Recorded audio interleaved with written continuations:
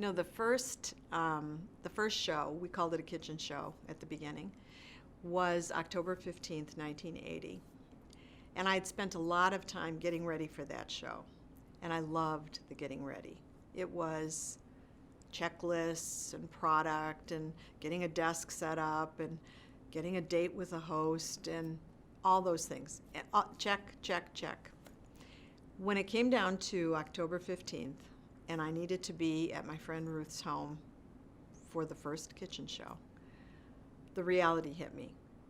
All the things that I had done had been so much fun, and they clearly were in preparation for this date.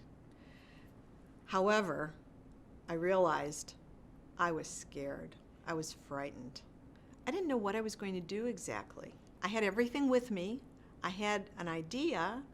I had practiced a little, but nothing was quite like the reality of getting in that car, packed up with all of my things, leaving my family at home, and driving in rush hour traffic on a rainy night out to Ruth's house.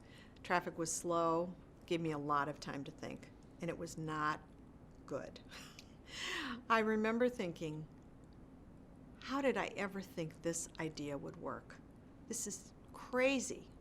And I actually thought maybe I'm just going to pull over to the side of the road, find a phone, and call Ruth and tell her I've had a flat tire or I'm sick or whatever. The best thing that happened was 4 people said, I'd like to have a show.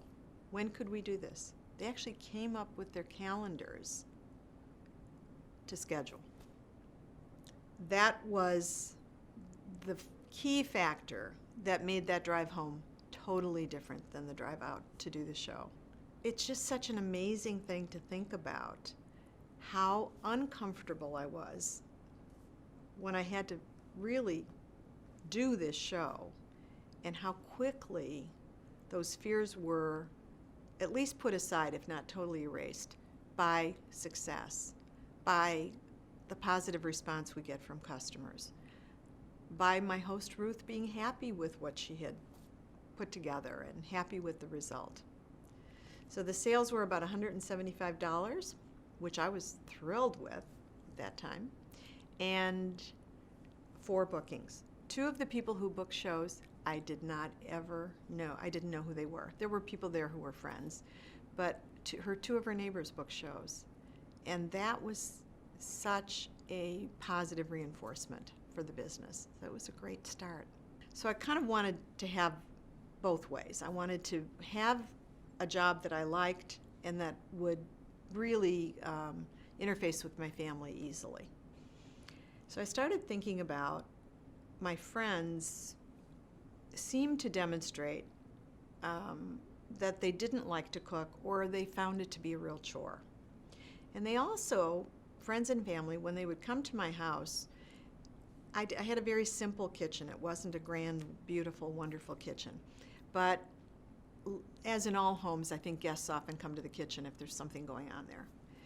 And I noticed that they would say to me, where did you get this cutting board, knife, serving spoon, kitchen shears, things that I used in my kitchen that I thought were pretty basic, matter of fact.